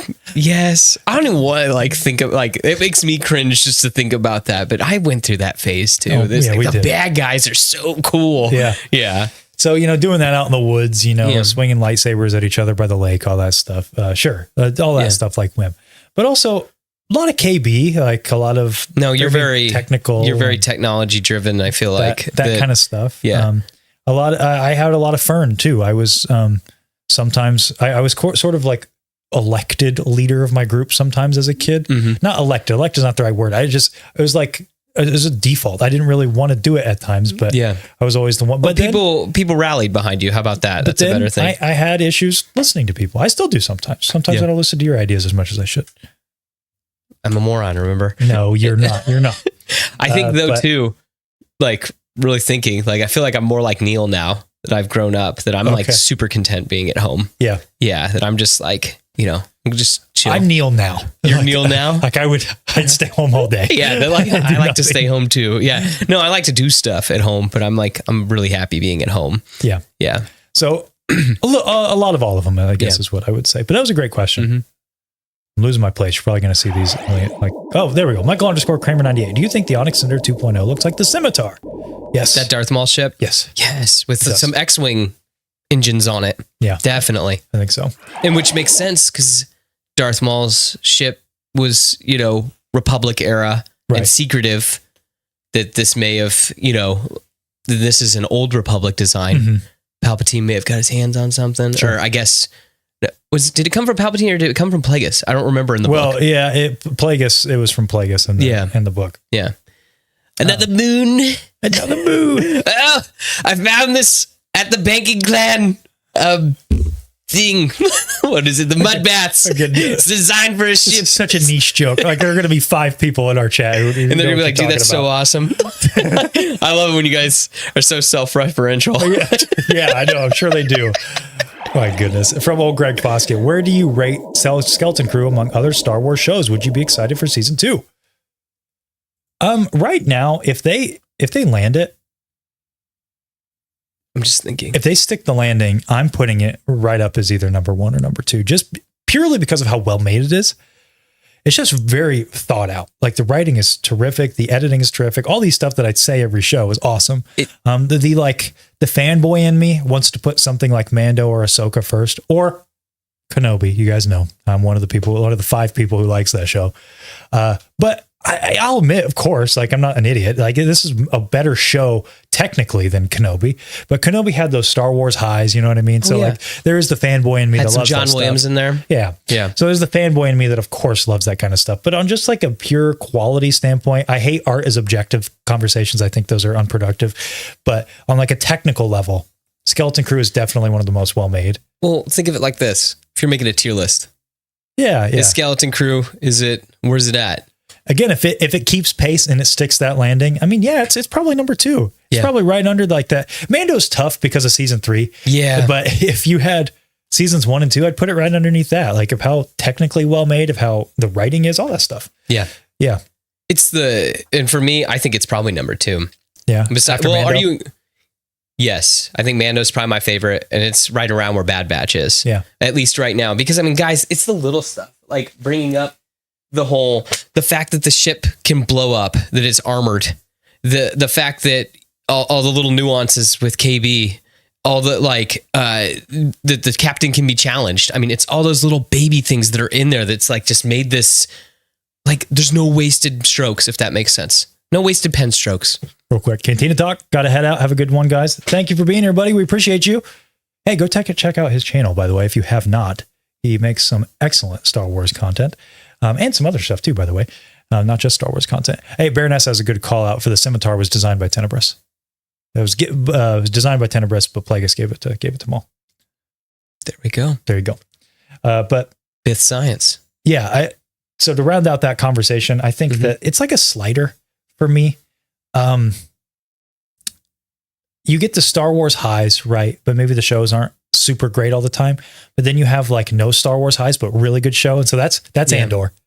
excellent show on a technical level, and it's a great show. Just sometimes doesn't really hit that Star Wars stuff. Doesn't feel like Star Wars to me, but that's okay. And then you have like over here, you have stuff like Kenobi, where yes, Ahsoka. I'll admit it's not as technically well done, but the Star Wars highs are high. Skeleton Crew falls in the middle of those, where it's really well made. It has those Star Wars feel good moments, but it's nothing like a Luke Skywalker showing up. But that's okay. It's not like I want that. Yeah. I'm just saying that that's the slider for me. Yeah. Because I'll admit, I'm not immune to it. I love seeing Luke Skywalker walk down a hallway and mow down some dark troopers. Yeah. I love seeing Anakin Skywalker and Ahsoka battle it out in the world between worlds. I love that stuff. I prefer if it's there and well written, which sometimes it is and sometimes it's not. Yeah. But so Skeleton Crew kind of hits that middle ground for me, which is awesome. It's well made and it's hitting the highs. Gotcha. So that's where I'm at with that.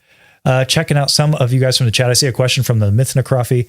Konnor, do you do media for your church? Just curious because it makes sense to me with your skill set and experience.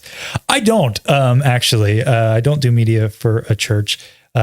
Which I'll give a little bit of personal lore here because it's funny that you mentioned that. A friend of mine that I'm very good friends with, that I went to high school with, we both started our video making careers together.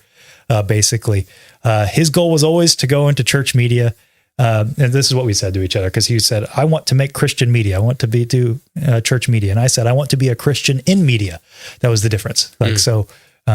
And it's cool where we're at now. I'm doing what I set out to do, and he's doing what he set out to do. He does church media, and we're still very close. We talk almost daily, and he's one of my, if not my oldest friend that I have. So it's just funny that you mentioned that, because that's always something that's like in my mind. I am familiar with church media, though. I was around it a lot, especially at my church I was at in high school. I did a lot of behind the scenes stuff there. Not so much now. But yeah, Seth and I, we've said this before. We both have filmmaking backgrounds. Some of my skill comes from, at least for the show it goes, is from, I had a class in college. It was just one class, but I actually learned a lot from it. It was a TV production class. Man, you learn a lot about like live switching and things like that. Like you had to produce a couple of live shows. So there you go. There's the personal lore, if maybe more than you asked for, but tier list separated by seasons from Sergio. I would love to do that sometime. I think that would be fun because there's not a ton of them. So I think that we could have some fun with that. Could be a baby episode. Hey, Ms. Honey, thank you. You loved the Obi-Wan Kenobi show too. Appreciate that. See, somebody's on my side. Everybody with me? Hashtag Seth the what? Huh? We have 2 full episodes about that if you ever want to see us argue about Kenobi. It's really fun. Are you guys gonna watch that fan-made Obi-Wan movie that is getting re-edited from the show? If you're talking about the one from Pixel Joker, we are absolutely gonna watch it. Yes. Pixel Joker has been in the chat quite a few times, which, man, blows my mind. I was gonna say that's kind of wild. Just put out an update video, by the way. Guys should go support him. Hoping this will be the year. Yeah, I watched that too. You did? Dude, yes. Good. Yeah. Hey, Star Wars Gazer. Hey, everyone. Great stream. Thanks for being here. Oh, from Michael Kramer. Keep me in your prayers, guys, going through a rough time. We'll be back in a few weeks or so. May the force be with you all. Well, we definitely will, Michael. Yes, I hope everything's all right. Yeah. If you ever, need to chat, you know where to find us. What's your opinion on Hutts eating servants? It's weird because the whole, I don't know what was happening. That's the whole thing. Cause he's like, not again. So it's weird, man. It's real weird. Tony's telling me to check a super chat. Did I miss a super chat? I did. $4.99 super chat. Thank you so much. What's it Tony. say? It says Seth. That is all. Oh, well, thanks, man. He said it was really important that you read that. Seth, what though? That's the yeah. Well, it could be, as will the Force with another $4.99 super chat. Thank you so much. Hashtag Seth the lover coming in there, batting for you. They know me. There it is. I'm not going to say they've. How about this? I've ridden with them. I've not gone to war with them. Oh, but I've ridden with both of them. Yeah, literally. Yes, literally. Thank you guys so much for that. And sorry, Star Wars Seth. Sorry, I did completely miss that super chat, and I also missed this. My goodness, we've been yapping so much. Yeah. Member for 2 months, Divided Skywalker. Love you guys. Happy New Year. Happy New Year to you too. Happy New Year to you too. Thank you so much. Mm-hmm. And from Duel Decates, before we get back into the fan questions, episode idea, watching deleted scenes from each of the movies and vote yay or nay whether they should be kept in. That's an awesome idea. It's a real... Taking a screenshot of that one. That's a good idea. Yeah. Boom. I literally did too. I took a screenshot of that so I could keep that in mind. That is a terrific idea. Thank you very much. We get her on the writing crew. Yeah. With those Clone Wars watch orders. Yes. Right? All right. And the last couple questions here before we round out the show for this week from Real Ramblin'. Old Onyx Cinder or new Onyx Cinder? New? I do. Don't get me wrong. I love pieces of junk in Star Wars. Yeah. But like that thing looks really cool now. Yeah. I thought it was really good. Rock and Roll Babe 1. Anyone else notice that Steve Urkel plays Gunter the Pirate? Yeah. It's awesome. Yes. I'm happy that there is a little bit of a resurgence. I'm just hoping that he gets to play a character in the Sonic movie. That's what I really would like. Why? Because he was the original voice of Sonic on the cartoons. Oh, yeah. Really? Yeah. I didn't know that. Okay, I thought that was really out of left field. No, okay. that like there was 2 Sonic cartoons going when I was when Family Matters was going. He did the voice of both of them. I did not know that. I don't really know. And that probably like makes I know nothing about Sonic the Hedgehog except that like it's awful close to Dragon Ball Z because they lifted a lot of ideas from Dragon Ball Z. So I know those similarities, but other than that, I don't know much of anything. So, but I'm hoping that he gets to come back in like a full circle moment. Okay. Yeah. Well, great piece of trivia. I had no idea. That's awesome. That is awesome. Star Wars Gazer asking, will y'all be at ICCC this year? That is the plan. I hope so. We can hope. I hope so. Yeah. Which if you're there, we hope to see you there, which I think you said you're going to be there, right? Mm-hmm. All right. And no, that's the wrong one. From this one. No, I already read that. So this is the last question. From Serg7, what's a likely season ending plot twist? And what would you like to see as a plot twist? Your dream plot twist? Where do you see, how's it ending, Seth? Call it here. Probably, I'll tell you how I don't want it to end. I don't want it to be like that they're laughing about a mango and it like going up. Like how Book of Boba Fett ended. Oh. That they're just like laughing about a mango and then it like just kind of trails up and then that's it, fades out. That shows how memorable that show was. I do not remember that. I don't. You don't remember that? And they're like, oh my gosh, as long as it doesn't do that. A mango? Yeah, remember they're joking around about it? That like there's the chrysanthemum and the mango. Anybody? Yeah, and they're all like weirdly laughing about it, like it's an 80s TV show. Yeah. And it's weird. That completely left my And maybe memory. I'm wrong. I remember that though. That they're like, maybe like, you dreamed it. No, I don't think I did. Crickets. Wow. Oh man. Maybe you did dream it. I don't feel like I did because I feel like that they're all like joking around about it and like Boba Fett's acting like he's all hurt walking along with Fennec Shand. And then they meet up with the mods and Black Chrysanthemum. Yeah. Yeah. I just don't remember the mango. That's all. He's got, because he gets one from the cart and he gives it to Chrysanthemum. Somebody in the chat's going to have to confirm this. Is this a Mandela effect thing? Is Seth crazy? I need to know. I'm like 99% sure. And I was like, what a stupid ending. And then you see Mad Cat working on, or whatever his name is, Mad Cat, Tomcat, I don't know, working on Cobb Vanth in the back to tank. Please no. So what I'm getting at is not that. You don't want that. No, I don't want that. Really, I hope the kids get to keep the ship. I hope that the Onyx Cinder doesn't get destroyed. I hope we get kind of the Long John Silver moment with Wim, where like Jod just kind of drifts off, where it's like, no, Jod, be the hero. Nah, that ain't me. Yeah. For me, I don't know about a plot twist. I think that for sure, Jod's obviously going to have his face turn moment. He's going to become a good guy. Well, a good guy adjacent, right? He's going to help the kids, but he's also going to be a little bit of a scoundrel in the process. Very, very Jack Sparrow. Yeah, something like that. My dream plot twist. I don't know that I really have one. What about Hondo showing up? If it works, I'm cool with that. I think that's the only cameo that makes like. I'd like Maz Kanata. Yeah, I mean, Maz Kanata would be great too. I said this in our stream with Cantina Talk and Jar Jar Jargon that I really love Talon Card. Yeah, that would be really cool if we're talking cameos. But again, this show doesn't need it. But if it has it, cool. Yeah. I don't know that I have a plot twist that I really need. Yeah. I wouldn't mind seeing Jod wield the lightsaber. Yeah. Oh, I think that's happening. You think he's going to actually wield it? Yeah. Okay. Yeah. Right. Chekhov's gun. Like I said, it's got to happen. He may not be the one using it. That's true. But for a moment, he maybe he uses it and then passes it off to Wim or something. Yeah. Maybe that's his gift to Wim at the end of the show. Something like that. You need it more than I do. Yeah. I could see that. Yeah, I could see that. Yeah. So, hey, Will of the Force, here's backing you up. Absolutely happened. Book of Boba Fett is a fever dream. And do you mean Thundercat? Whatever, Mad Cat. I don't remember. Mad Cat, Top Cat, Thundercat, they're all the same. Yeah, I don't know. I just remember it was some cat. I was like, what is happening? So yeah, it did happen. It did. Okay, thank you, Will. Yeah, see, all cats look the same to Seth.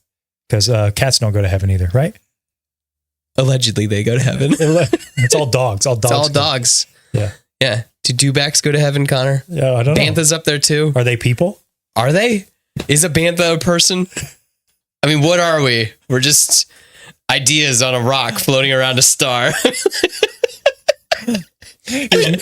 Here's Miller King's ending. My ending: the planet gets attacked by pirates. Kids, sucker punch blue squad. Kids sucker. What is that? Sucker Blue Squadron. Like get them to come. Kids sucker Blue Squadron into following them to Ad-Atten. Sorry, the screen is far away from me since we're breaking immersion today. I guess I could say. Do you want me to read it? I got it. I've just okay. They're following to sucker them into following them to Ad-Atten, where they take out the pirates, and the planet finds out that the supervisor has been dead for years. Interesting. Yeah. Interesting. No mangoes, but what about the floating pear from Attack of the Clones? Hey, some more floating fruit in Star Wars. Don't knock the Rizzler. Yeah. Anakin walked so Neil could run. So Neil could run.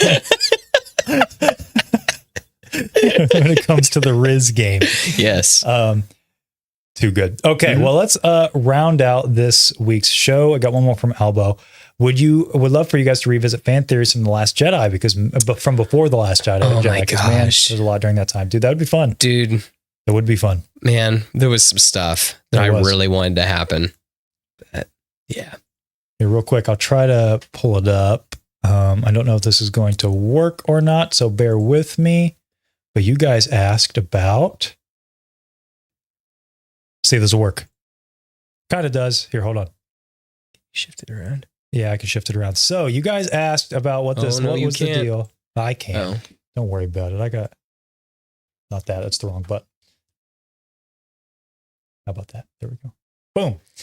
So we did, in fact, launch a second channel. If you guys are interested in checking it out, it's basically going to, I'll put it here in the chat.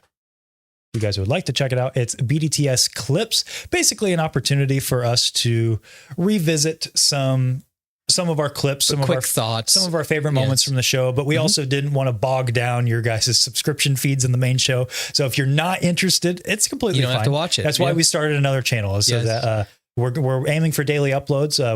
We've had, as you can see, three uploads, 3 days. We're aiming for daily uploads. It's just a way if you'd like to check in with some of our highlights from the show. I also too wanted to eventually get to the point where we can just be throwing out quick thoughts. Yeah. And just shorter content. Because I feel like that we're kind of we like to talk. Yeah. When we get together. So I'm not going to lie to you guys. We'll be up front. This is mostly going to be sort of recycled content, but hopefully in new ways, just playing with stuff, playing with edits, playing with things that we liked from the past, but we didn't want it to, like I said, clog up your subscription feed. So if you are interested, you can sub to the new channel. If you're not interested, that is perfectly okay. But it is something new we're trying out. Seth's been working very hard at this, getting some fun clips out there. I like this one just about Count Dooku. That was a really fun thought, back from, it's been a year ago almost, right? That was when we were talking about, it was after Ahsoka. It was right. This about a year ago. Yeah. When we were doing our top 10 characters or something like that. Yeah. Yeah. And it's just a little 2-minute thing. So if you guys like bite-sized content, they'll be anywhere from a minute to 10 minutes, something like that. Yeah. Some edited down stuff. So we kind of get rid of the fluff, all that kind of stuff. Yes. Edited down stuff, clips to know, so you know exactly what we're talking about. So different type of content than us just sitting here. Asked a great question. I got to move the chat back up here. I like sharing stuff on Instagram. Will these shorter videos be posted there too? Not right now, because most of them are going to be longer than what Instagram will allow, but there are plans to kind of put, some of these clips have been past reels, thoughts that we've broken down into 1 minute. Now there's an opportunity to let them sort of to breathe a little bit. Yeah, to cook to breathe longer? for a little bit. Yeah. But some of them that have never made it to short form, definitely will probably be coming we'll be posting on Instagram and things like that. But if you guys want to share it to wherever, sure, go for it. Yeah. I don't know. So anyway, just thought we'd throw that out there if you are interested. Yeah. Check it out. If you're not interested, again, no worries. But next week, I see Django Fett. Gotta go, fellas. Thanks for being here. Appreciate you. Appreciate you. Next week will be, of course, back on the saddle. A normal week, finally, not a holiday. Yes. And we'll be covering episode 7, the penultimate episode, right? Supposedly. Yeah. I haven't actually looked. I think it's the penultimate episode. We'll be covering that next week. We'll be getting a reaction out there, maybe a quick review, but be on the lookout for that. And of course, more clips to the BDTS Clips channel. Yes. So that'll be a lot of fun. Yeah. So be on the lookout. Maybe a couple of other things, some prompts and stuff on Instagram to look out for this next week. Maybe a new hat. Maybe a new hat. I'll try. Yeah. Goodness. Otherwise, it is next week going to be at the same Dune time of 6 p.m. EST. It's absolutely going to be here on the same Dune channel. Seth. Oh, you better believe it'll be Dune in time. We will see you guys next week.